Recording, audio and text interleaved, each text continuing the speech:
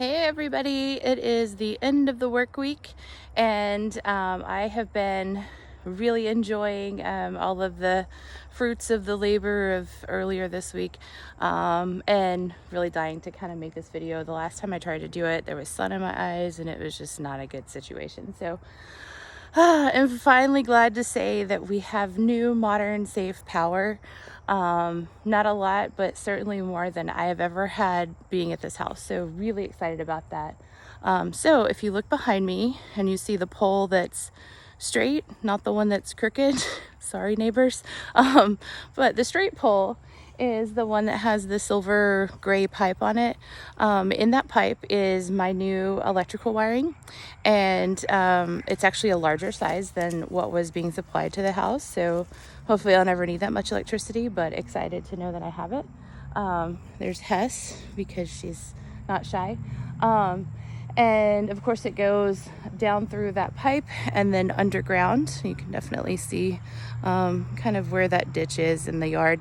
A little disappointed about that, but I guess that means that I'm just gonna have to rent a piece of equipment and play Bob the Builder one day and re-level my landscape. But I can think of worse things. So having good, safe electricity is already a good thing. So I see you, love. So it goes underground and then it pops back up here at the meter base. There's my meter. In case anybody was curious, yeah, they actually took the meter that was on the pole and put it in, which I think is nice. It makes that a pretty fast transition. And honestly, I think they were there for maybe an hour, maybe 2 hours. I don't know. It felt very fast. I know it was longer than that, actually, now that I think about all the conference calls and stuff that I took during that. But definitely very, very excited to have had that day happen on Monday. So on either side of those panels, those darker silver gray boxes, those are the shutoff switches for each of the big, huge wires that run under the porch and then up to these panels that you see here on the back porch. So let's go look at those. By a long shot, we are not done. We've got a ton more to wire. And with a historic home and with an existing home, one of the challenges is how do you get the wire to where you need it to be, causing the least amount of structural damage, and in this case damaging any of the historic fabric of the house and all of those things. So it took me a long time to find an electrician that understood that and appreciated it and was willing to go that extra mile and humor me. I know I was being difficult, but it's the right thing to do, and if I have to wait 3 years to do it, then I apparently did it. So on the right hand side is the panel for downstairs. On the left is the panel for upstairs. That was actually a nice decision, I've already learned, because on Monday the electricians did come by after Encore, our electric delivery service, made the transition so that they could flip the switch. Which I kind of felt like, why didn't I get to flip the switch? But anyways, so they flipped the switch and my kitchen works, which is exciting, but they didn't have enough time to wire the bedroom that I'm in, which is just above me. So they came back on Tuesday to do that. And so I was actually here working in the kitchen / office that day. Hey, sweetheart. and they were able to do all of that work above without any safety issues while I still had power and electricity. So pretty cool to be able to have those things kind of isolated. And what we'll just have to make sure that we do is we keep everything very well labeled and just keep that in mind as we start to wire everything up. So of course this room still doesn't have everything, but we do have a circuit working, and we do have individual circuits for the refrigerators that will eventually go in. And one of the coolest things, Alexa, turn on the kitchen light. Okay. Is that I have a bougie light for my kitchen. It's on a dimmer switch, so I can set mood lighting.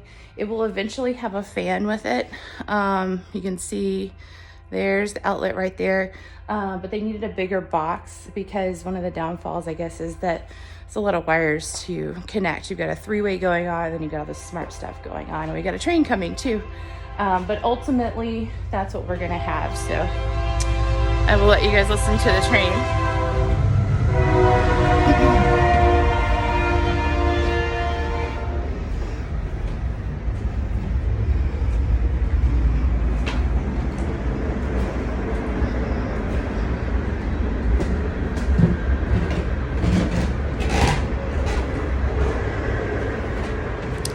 ready to see those light fixtures go.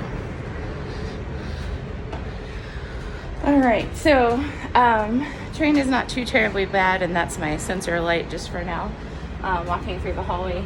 But here is the other room. Check out all those lights. I do make my bed on occasion, but I'm changing the sheets today, so it's Friday, that's what I do. So we've got lamps all over the room. Ceiling fan I didn't even expect to get. I told them I have it, but I intended to actually clean in the attic above us to make it a little bit easier for them. And I didn't get around to that. So I told them, well, you can come back next month and we'll work on it then. But they, being the overachievers that they are, I walked in and they were assembling the fan, God bless those men, and putting it up. So that was a very pleasant surprise, and it definitely has not gone unappreciated. Honestly, you can live with a fan most of the time without even having to have air conditioning. So that has been wonderful. So same thing here. I do have smart switches here. Downstairs was a GE. Upstairs, these are Decora by Leviton. Both smart switches. Both should work with your smart home, but I'm going to tell you, I'm starting to find a clear leader so far in the smart home device selection process. These do not integrate well with Samsung SmartThings. You basically have to do a little bit of coding. That's my sister's gig and not mine. So I'm a little disappointed in that. Totally not impossible. I actually, what you're looking at right now is still actually done by my phone and not by my fingers. So that's really cool, and I can still set different moods and stuff with the lighting. I can make it turn on in the evenings and off in the mornings, or I can make it dim more and more brightly, or less and less, depending on whether I'm going to sleep or waking up, or whatever. So I can still do all those things, but it's just not as easily integrated. So that's a little bit of a bummer. The platforms that I use are Samsung SmartThings is my hub. And then I also use Alexa, obviously, because that's what I was talking to downstairs. And I've had great luck with all of that. Really neat features that I'm excited to try out. So I will probably show you some of those later. But they just don't always integrate like they should when it comes to the Leviton. So I was a little bit disappointed in that. I do have to share a funny joke though. So as I'm trying to decide which pieces of equipment to order more of, for instance, I asked him, is a ceiling fan difficult, easy, a challenge to put together, to hang, anything like that? Because if I'm going to order 10 of them, I would like to know that at the beginning. And so same thing for the switches. So I'm hanging out asking the guys, hey, which one of these switches, are these easy to put in, or any challenges or anything like that? And so I said, what is your favorite? And of course, we have a couple of smart Alex, but I'm okay with that. One of them says a single pole Leviton switch, which is basically like your basic, flip switch. And I just gave it right back to him and told him that, they're out of those. I'm sorry. So, yeah, these are a little more complicated. They're certainly more expensive, but this is a permanent thing that I'm going to do in my home, and I really enjoy them. I don't have issues or concerns about, the security and the privacy and all that. If somebody needs to know when I'm turning my lights on and off, have at it. I go through airports all the time, so people have seen way worse related to me. So it just doesn't bother me. But anyway, so we've got a dimmer switch for both the fan and the light. Down here we have GFCI water resistant switches, not necessarily because there's a tub on the other side, although that does make me feel a little bit better at night. But also I'm thinking about, maybe a kid leaves one of these windows open, and our storms tend to come from this direction. So this actually might save some damage in the future. Hopefully that will never happen, but it is what it is. Another thing that we had challenges with, as you can see, we actually took the baseboards off to be able to access and wire pretty much everything. And that's apparently how they've done it in the past, so that worked out really well. Except when you got here, this one is a booger to get out of that corner.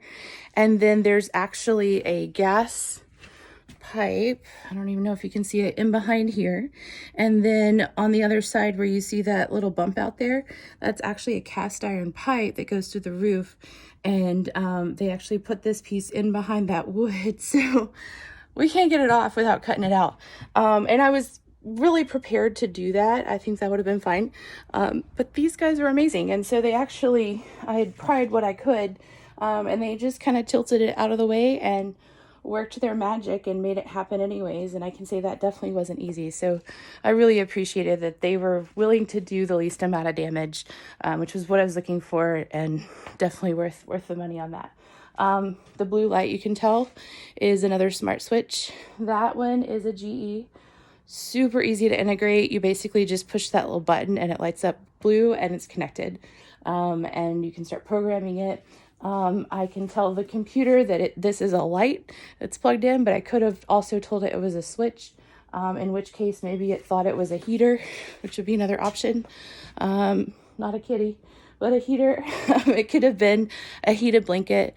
The possibilities are kind of endless with what you can plug into those things and start to control them when you're not even home, which has been kind of a fun thing. I've been out with mom and dad and we'll be riding around the car and I'll just turn the lights on in the kitchen just for fun. So that's pretty exciting. And then over here, this is really just a tour of all my fun outlets. So this is the first thing I did when the electricians left. I was so excited to be able to vacuum again. I just had outlet after outlet, crashing on me, and I knew that the electricity was not very safe here, so I wasn't willing to run the motor and risk anymore.